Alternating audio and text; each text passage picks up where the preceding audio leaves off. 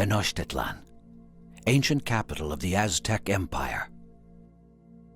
Today, Mexico City, a thriving metropolis of over 25 million people.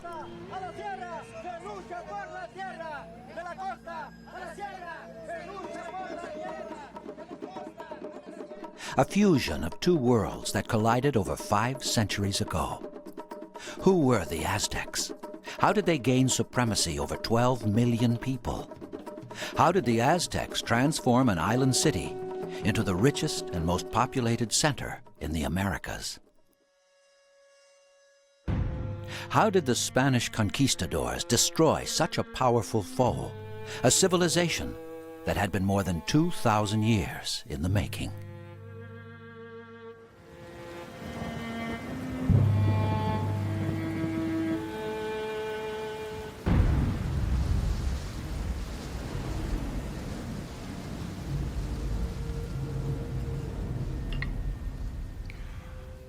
I have been waiting for you. Time has robbed me of my sight, but not my memory. Had I not witnessed, no one would believe this story. My people were called Aztecs. We built a great city and controlled a vast empire. My uncle was a Pashteca, a traitor and a spy, an important man. When I was a young boy, he showed me the city on an island, Tenochtitlan. Our roots in this land run deep. On that day when our ancestors returned to drink, eat, and talk with us of our glorious past, I do not weep. I do not despair. I just want to remember. On the steamy Gulf Coast of Mexico, over 2,000 years before the rise of the Aztec Empire, a mysterious civilization, the Olmec, was one of the earliest complex cultures in the Americas. The Olmec were famous for their giant carved stone heads, some weighing over 20 tons, which were quarried and transported over 50 miles by sea and river. This pioneering civilization made the leap from organizing tribal villages to building ceremonial centers, erecting the first pyramids, and creating a vast trading network for the exportation of rubber, jade, cotton, and mirrors made of magnetite. The Olmec were fascinated by dwarves and hunchbacks. Their creation myth is possibly a belief in the union of a woman and the king of the jungle, since their principal deity was a strange mix of jaguar and a crying baby. Olmec astronomer priests developed the first hieroglyphic writing and invented the first Mesoamerican calendars. The reasons for the violent demise of the Olmec around 100 BC are unknown. Their population centers were burned, their giant carved heads buried, and their monuments destroyed.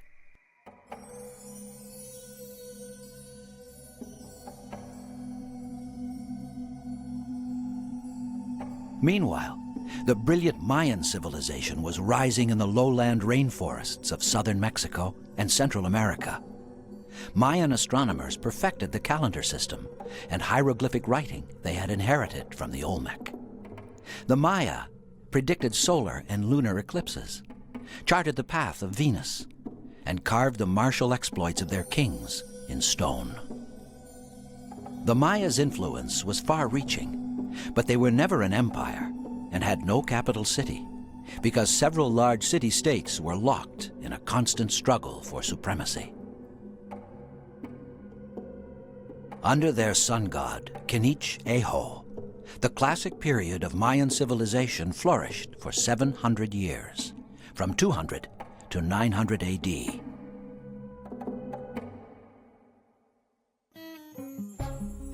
During the same period, further north, in the central highland valley of Mexico, a great empire was rising.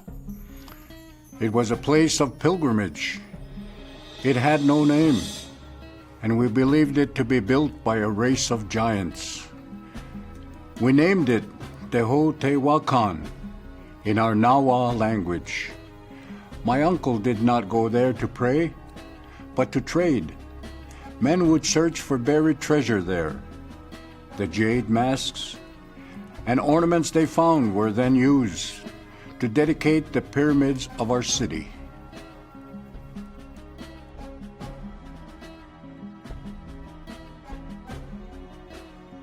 Teotihuacan, the place where the gods were conceived, was home to over 150,000 people. The city was laid out in a unique grid pattern, separated into 4 quarters, and built along precise astronomical lines. The ceremonial center was bisected by a great avenue and dominated by the massive pyramids of the moon and the sun. At the core of the Sun Pyramid is a sacred cave, a womb from which gods and ancestors emerged.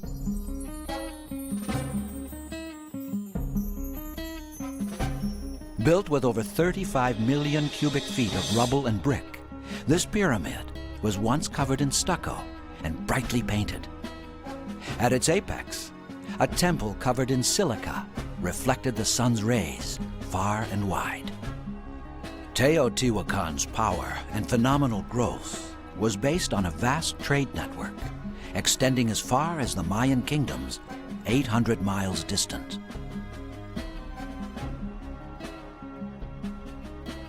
More than 2,000 one-story apartments served as living quarters for extended families. Each compound was dedicated to a specific trade. The city exploited obsidian mines that provided the highly prized natural volcanic glass required to produce spear points, knives, axes, and war clubs.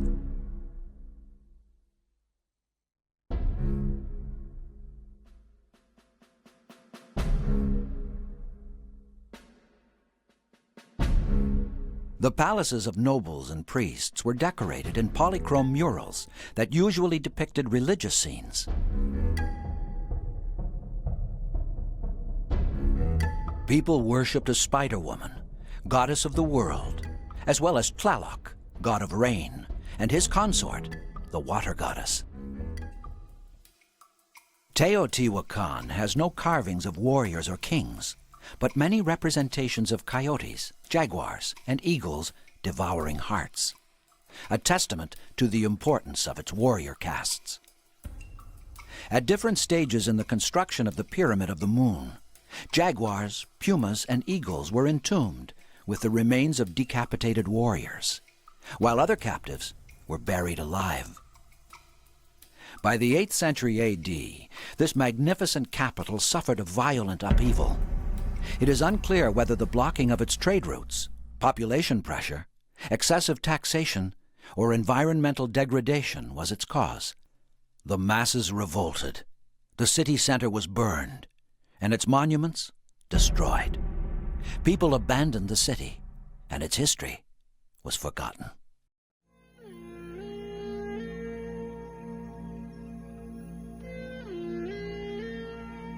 The period after the collapse of Teotihuacan was notable for marauding tribes, chaos, and increased warfare. Foreigners were also taking advantage of the power vacuum and invaded the central Mexican plateau. Perched high on a hill 100 miles south of Teotihuacan is the heavily fortified city of Xochicalco. Its pyramids, temples, and courtyards were surrounded by moats, stone terracing, and defensive walls. Xochicalco's strategic location allowed its leaders to control trade routes to the south. The founders of the city were Maya from the Gulf Coast region. In the central plaza of Xochicalco, the intricately carved temple of the plumed serpent portrays highly stylized Mayan rulers wearing feather headdresses and jade ornaments. They are celebrating their victories over the neighboring towns, exulting in their conquests and the spoils of war.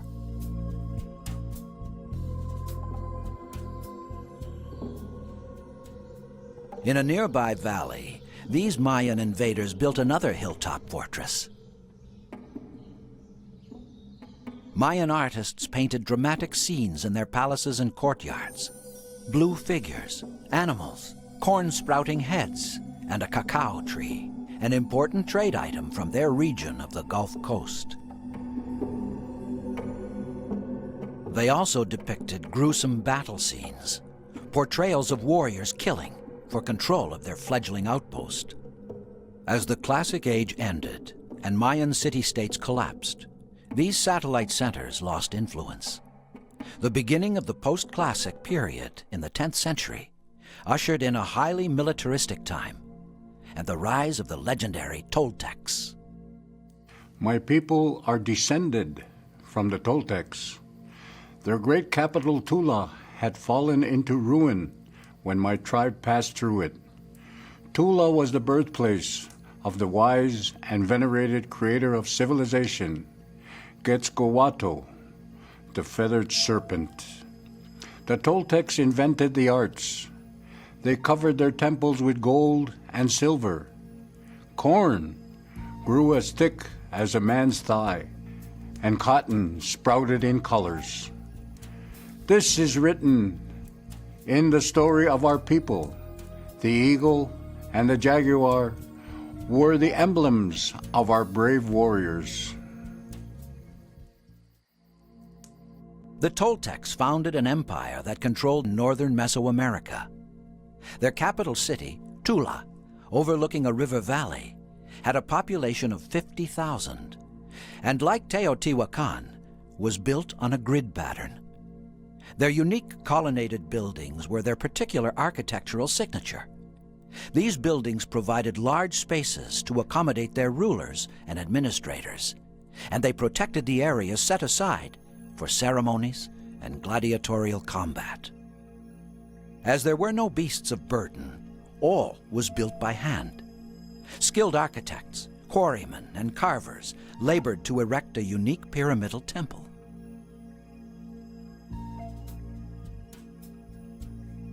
Menacing warriors once held the roof, each carrying weapons of war, javelins and spear throwers, their backs protected by a shield, and their cleats emblazoned with the Firebird insignia. These warriors represented the ethos of the Toltecs, war being the basis of their culture. The aggressive nature of these people was also expressed in the tzompantli, or skull rack, where the severed heads of the losers in battle were skewered on poles. Chak Mul, a reclining figure holding a plate on his chest, received the hearts of sacrificed warriors. Tula was also the scene of an epic struggle between the famous priest leader, Quetzalcoatl, who was against human sacrifice, and Tezcatlipoca, smoking mirror, god of war.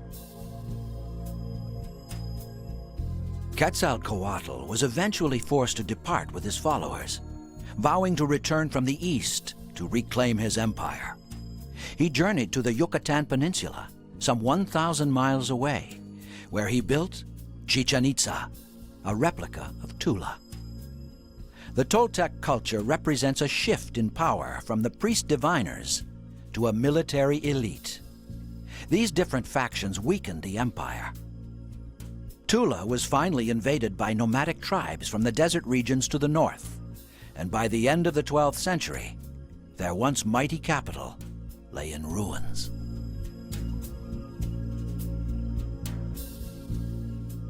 These nomadic tribes who had invaded the Toltecs came from the northwest, where the sun sets. They lived in caves, the mythological birthplace of their ancestors, and symbol of nature's womb. Recesses in the earth were doorways to a supernatural underworld that gave birth to humanity. Their legendary homeland was an island on a lagoon called Azcatitlan, or Aztlan. Its location, and even its name, receded in the mists of time. They roamed the land and fought to survive throughout a long and difficult journey lasting 150 years.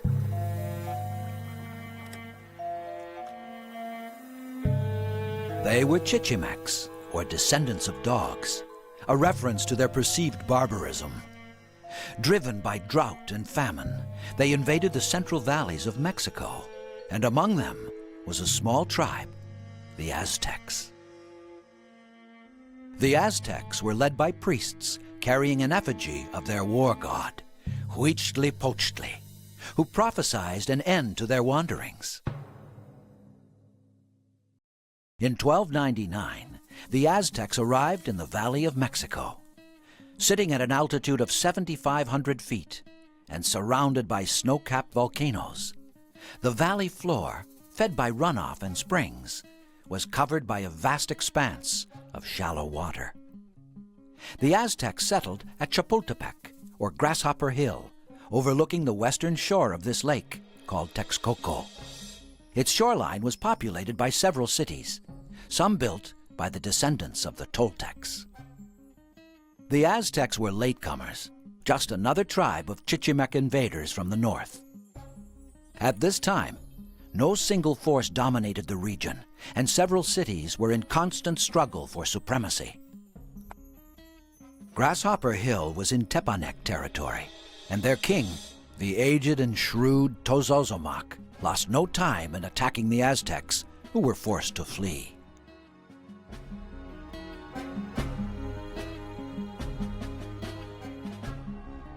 They found sanctuary as mercenaries for the competing city-state of Teotihuacan on the eastern shore of Lake Texcoco.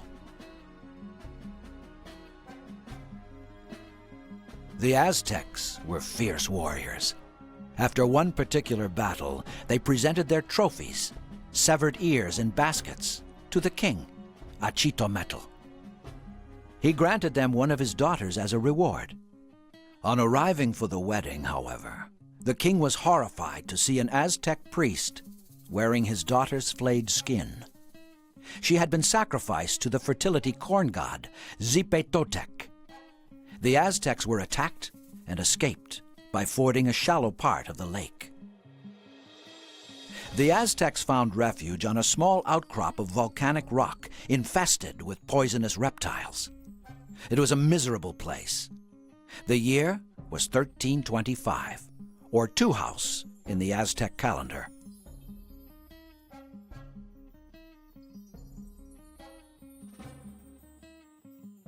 It was here that their small, ragged band saw a sign which had been promised to them. Their solar symbol, the eagle, holding a serpent in its beak, swept down through the early morning rays and landed on a cactus. They interpreted this as an auspicious sign of their importance as a chosen people.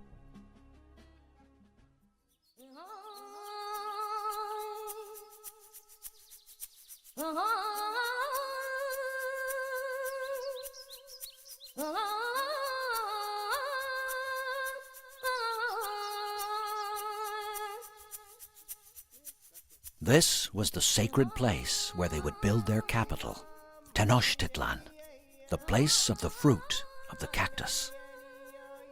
The enemies of the Aztecs thought that they would perish in this marshland. However, they not only survived, but flourished. Everything edible was harvested, from snakes, frogs, and lizards, to insects, fish, even the dried algae of the lake. The Aztecs dredged the lake and constructed chinampas, ingenious artificial floating gardens held together by woven reed mats and fertilized with human excrement. Chinampas thus provided multiple harvests. Corn, beans, and squash fed the masses, and are the foundation of all Mesoamerican civilizations.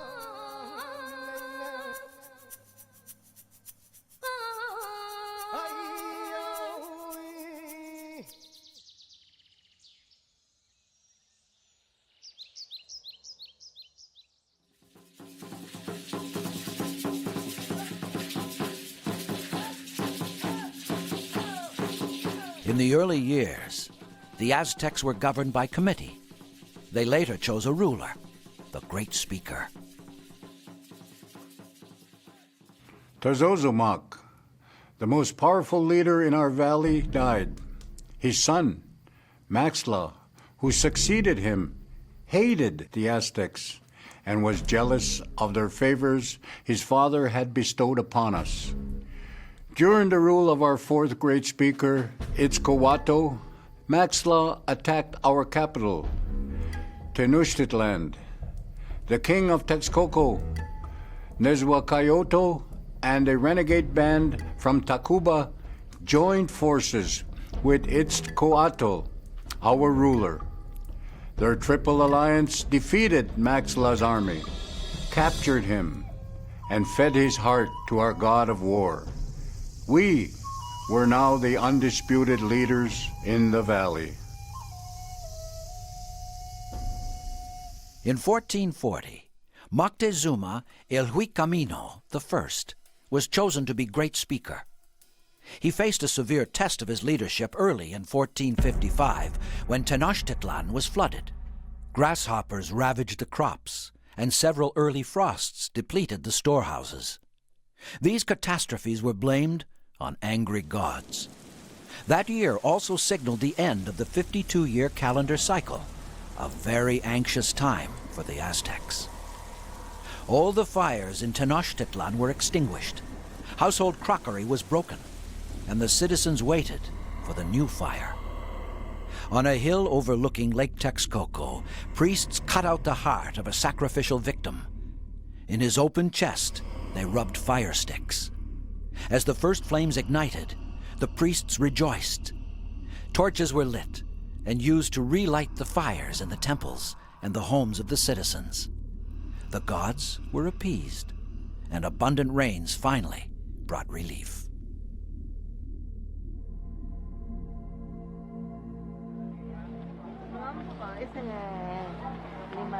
Vente, vamos a comprar una.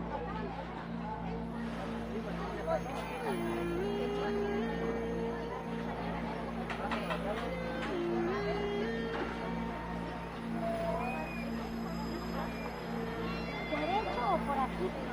Hay derecho.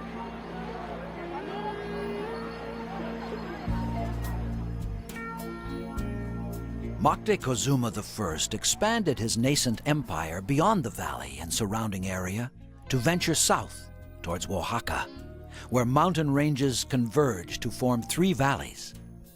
These rich lands were the heart of the Zapotec and Mixtec civilizations. The Zapotecs built their capital, Monte Alban, on several strategic hilltops overlooking the valley.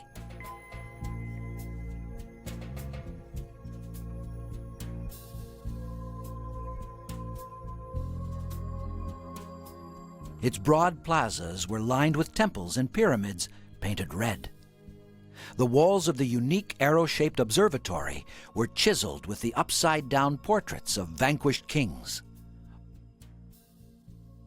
Over 100 carved portraits of naked slain foes record their military triumphs.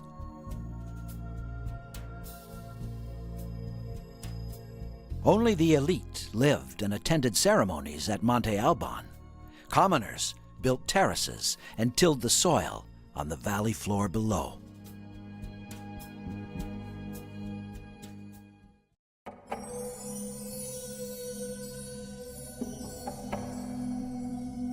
By the turn of the first millennium, Monte Alban was in decline.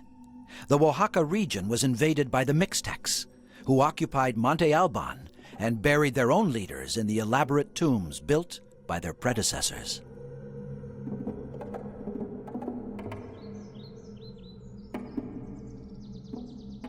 The Mixtecs established several centers in the valley and occupied the towns built by the Zapotecs.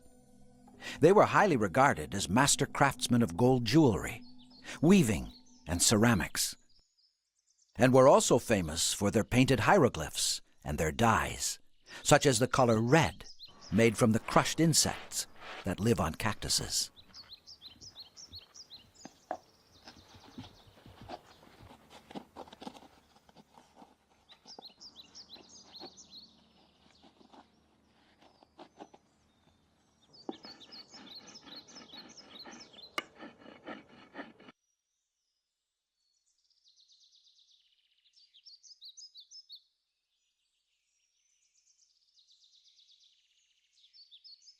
Mitla, An outstanding example of a Mixtec city boasted characteristic mosaics made with thousands of stones.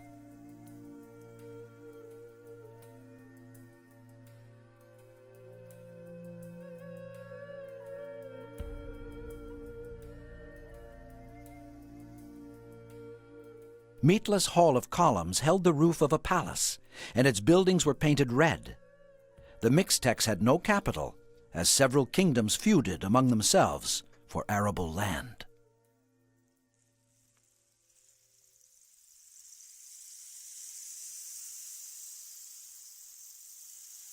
With their army of 200,000 men, accompanied by 100,000 auxiliaries to carry supplies, the Aztecs marched through deserts, deep gorges, and pine forests to reach the valley of Oaxaca.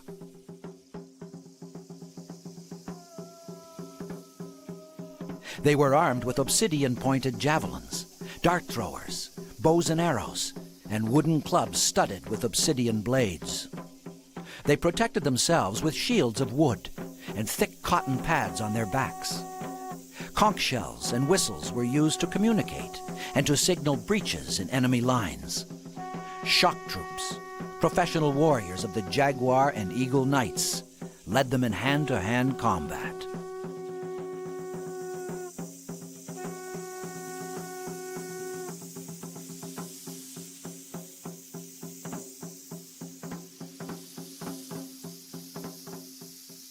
Though the Mixtecs put up a valiant fight, they were overcome by the Aztecs' military might. The Mixtecs' major trading center, Coatzacoalcos, was burned, and their king garroted. An Aztec governor was appointed, and a garrison of soldiers put in place, while the remaining Mixtec chiefs were allowed to keep their positions, as long as they paid tribute to the conquerors. From the valley of Oaxaca, the imperial army of the Aztecs then marched towards the tropical Gulf Coast to subdue the Totonacs.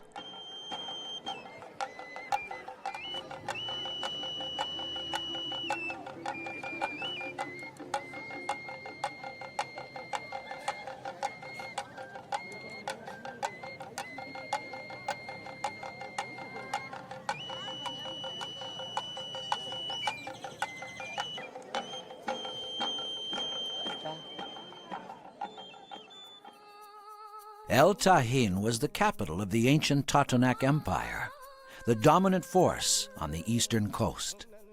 From the 1st to the 10th century, its inhabitants built a well-planned city to house the elite, administrators, priests, traders, and leaders.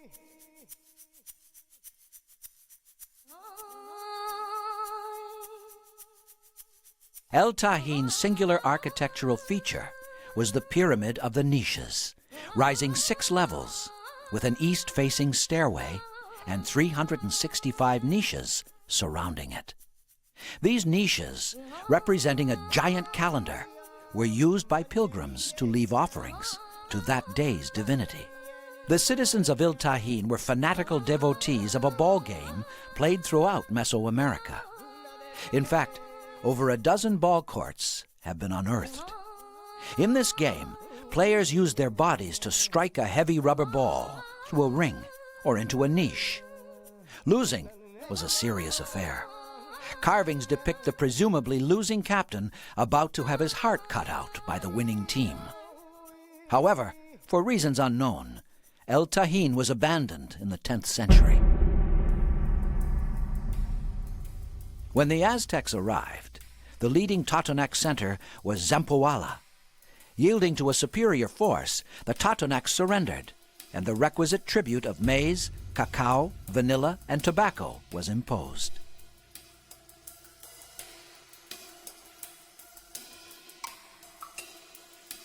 Moctezuma I's wide-ranging campaigns targeted the rich and fertile regions of the south and east.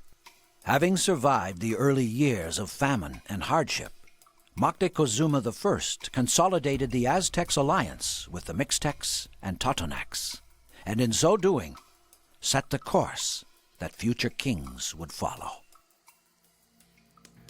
Our great capital, Tenochtitlan, was growing. The illustrious king of Texcoco and member of the Triple Alliance, Nezahualcóyotl was a poet, philosopher, and astronomer. He cared deeply for the welfare of his subjects. He oversaw the construction of a dam to protect the city from floods. He also built aqueducts that brought water from springs several leagues away. Nezahualcóyotl often disguised himself and walked among his people.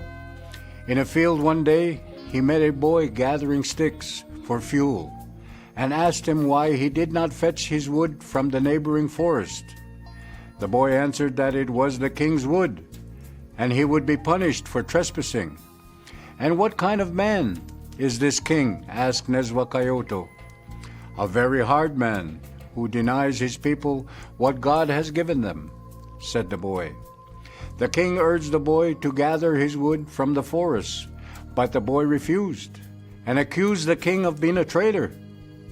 On returning to the palace, Nezahualcóyotl summoned the boy and his parents.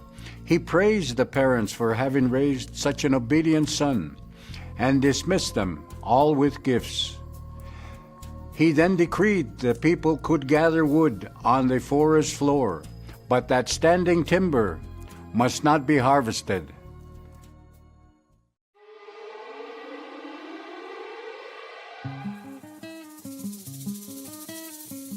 In his old age, Nezahualcóyotl built a royal villa surrounded by cedar groves at Tezcotzinco. The surrounding hillsides were terraced with hanging gardens. Steps cut out of the rock, once polished to reflect like mirrors, ascended a hill overlooking the valley. Here the monarch and his consorts could soak in various baths.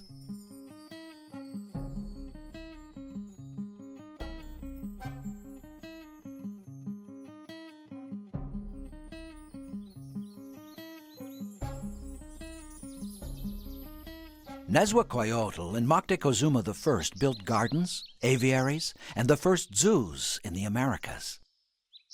Medicinal plants, animals, and birds were gathered from all parts of the empire and cared for by hundreds of caretakers.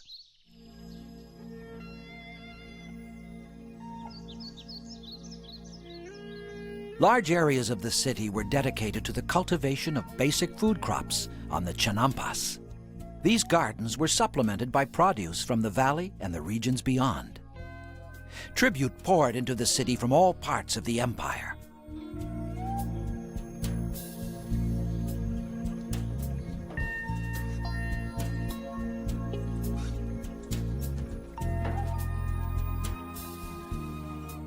Fruits and vegetables, chocolate and tobacco were all transported by boat to the city center.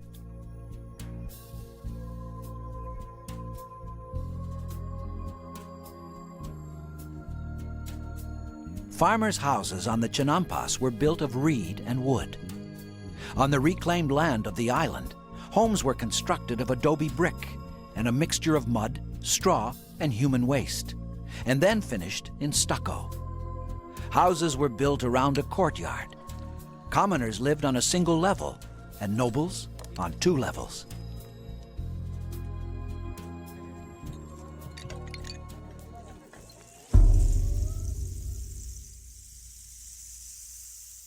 In 1468, Moctezuma I died, followed by Nezahualcóyotl soon after.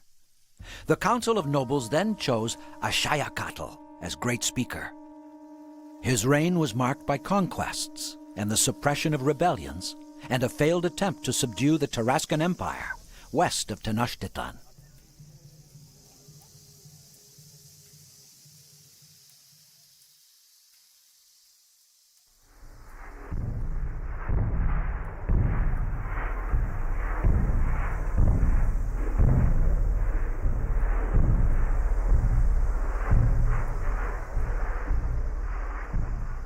Tzintzuntzan, or Place of the Hummingbird, the Tarascan capital, overlooked the shores of Lake Pátzcuaro. It was the heart of an empire which bordered territory under Aztec control. The area's temperate climate, rich volcanic soil, and lakes teeming with fish provided the necessities of life. People spoke a distinct language, Puropesha, and worshipped the sun and moon. The Tarascans were master craftsmen in copper, silver, and turquoise, as well as expert stone carvers. Under H.Gagnon, the Aztec army numbered 30,000 as compared to a force of 50,000 Tarascans. H.Gagnon was hesitant to attack this formidable foe on its home territory, but was goaded into it by his generals. His army was crushed, and only 2,000 Aztecs and their allies escaped the slaughter. It was a humiliating defeat.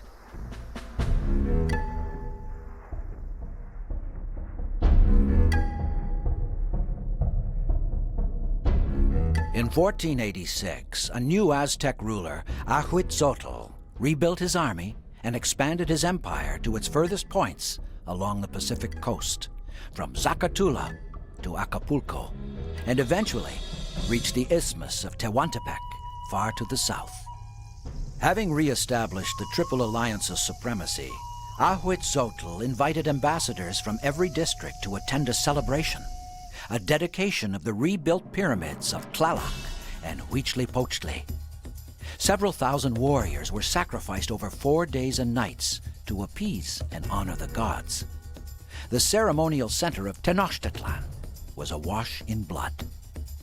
The message implicit in this carnage was clear for any chiefs who were thinking of rebelling. This sacred place was the navel of the earth, and the Aztecs believed that they had been chosen by the gods to lead their people.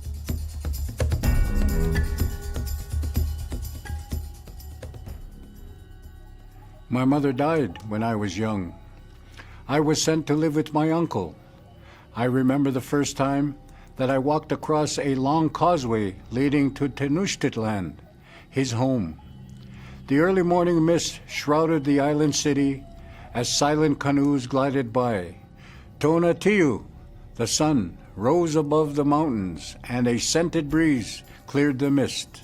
The great city beckoned, shimmering before me like a jade necklace. The citizens were busy with their daily chores. Men labored in the long rows of floating gardens. The smell of cooking fires filled the air. Women, surrounded by young children, filled water jars, while others quietly attended to their weaving. I crossed canals on wide wooden bridges. Hundreds of men swept this broad avenue clean.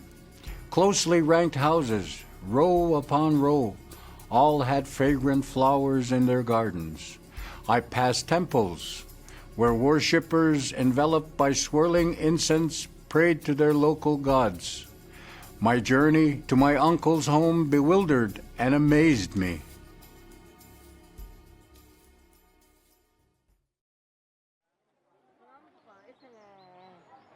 Tenochtitlan was divided into 4 quarters and connected to the mainland by 3 giant causeways.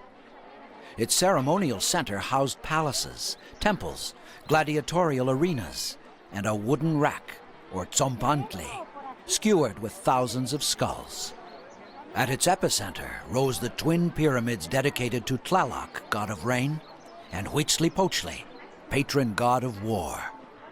This cosmopolitan city was home to 250,000 people, and 500,000 more lived on the surrounding shores. The main market area, Tlatelolco, teemed with thousands of merchants and eager buyers.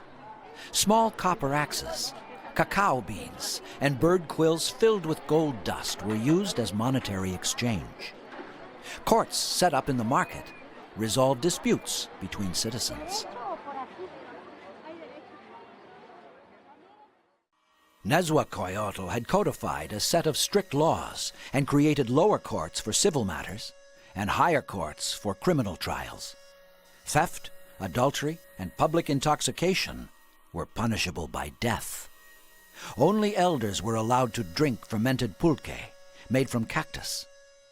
Nobles were held to a higher standard and were judged severely. Judges who accepted bribes were garroted.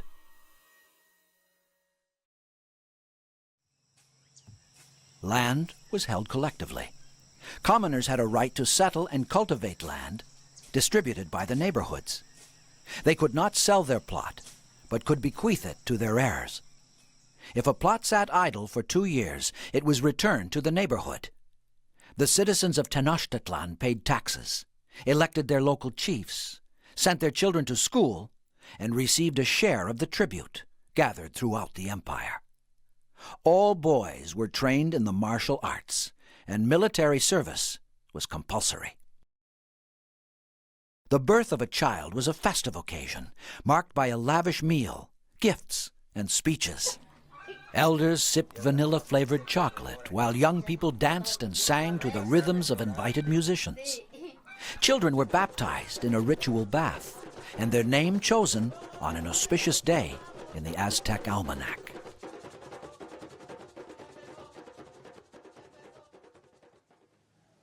Obedience, respect, decorum, and productivity were the cornerstones of the stringent moral code of the Aztecs. Boys were expected to follow in their father's occupation. Girls were raised to care for the household, weave, and raise children. They had to be reserved and attentive to personal cleanliness and could not use makeup. Women enjoyed equally with men the hundreds of festivals and ceremonies honoring the gods of the city.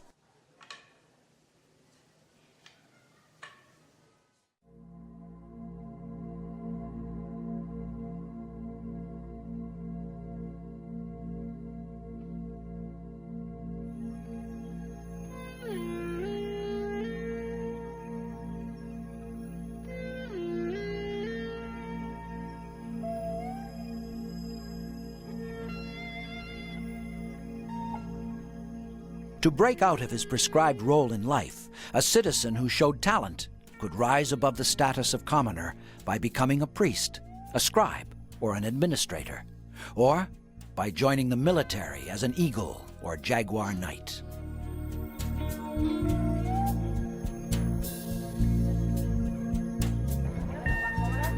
The Pochteka traders occupied a special niche in society. They had their own courts and places of worship, controlled trade throughout the empire, and were essential to the intelligence gathering required by the sovereign. Commoners wore clothing of cactus fiber. Only nobles who were at the apex of society could wear cotton garments, ornaments, and feather regalia, and they alone were allowed to practice polygamy.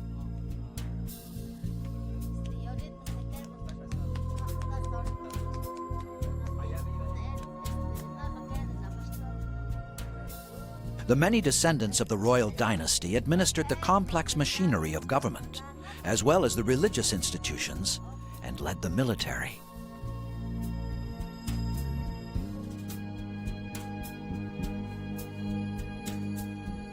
A pantheon of gods numbering in the hundreds inhabited the sky, the earth, and the underworld. The effigies of vanquished tribes decorated the ceremonial center of the city. Each district housed a temple to venerate a local god. Priests and priestesses tended the sacred flame and fasted for long periods before major ceremonies. Farmers venerated Tlaloc, who sustained Mother Earth with his sacred seed. Young warriors were devoted to Tezcatlipoca, or Smoking Mirror, god of war. Women honored a maize goddess and numerous female deities. The youth of the city worshipped Xochipilli, god of dance, song, and love.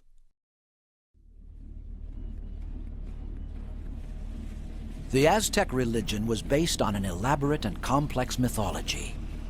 Huitzilopochtli, solar god of war, battled his sister Coyolxauhqui, the moon. She and her 400 brothers, the stars, conspired to kill Huitzilopochtli's widowed mother for having given birth to a fully armed Huitzilopochtli. He cut his sister into pieces, and one by one, the 400 brothers were slain.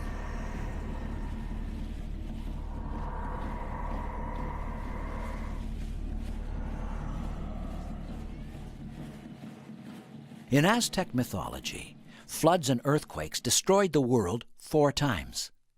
Aztecs believed that they were living in the 5th age, and that the gods had sacrificed themselves to ensure the continuance of this rebirth.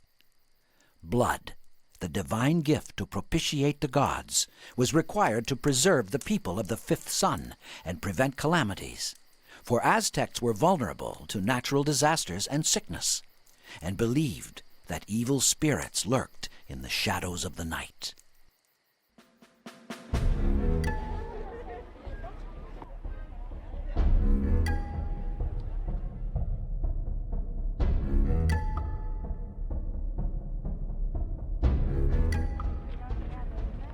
The Aztecs also believed that the dead journeyed through the underworld, accompanied by their dog, and faced 9 levels of terrifying trials before attaining paradise. Fog, earthquakes, and torrents of water blocked their path. Those who failed these trials were doomed to wander in the void for eternity. Soldiers who fell in battle and women who died during childbirth joined those who had overcome their trials in the underworld and reached paradise.